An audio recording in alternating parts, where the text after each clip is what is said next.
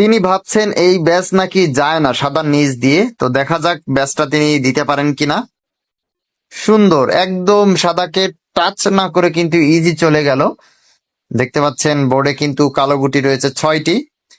আর মাত্র 4 পয়েন্ট লাগে তাদের গেম দেওয়ার জন্য। দেখা যাক লিটন গুরু কি পারবে এবার কালো গুটি ক্লিয়ার করে তিনি আহ গেম দিতে। দেখা যাক, সুন্দর খেলছেন। আবার ওই যে গুটি খেলার চেষ্টা। ও ও হো, ডাবলটাকেও কিন্তু তিনি গুটিটা নিতে পারেননি। সজল ভাইয়েরাতে স্ট্রাইক।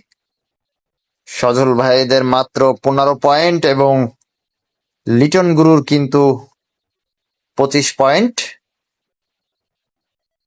একমার খেলার চেষ্টা করেছিলেন, যদিও গুটিটা মিস হয়ে গেল।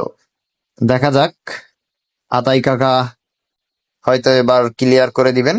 তার হাতে একদম ইজি ইজি গুটি। সুন্দর, 4 পয়েন্ট লাগবে এবং বোর্ডে কিন্তু 4 পয়েন্টই রয়েছে। দেখা যাক। ও হো, একদম ইজি গুটি মিস।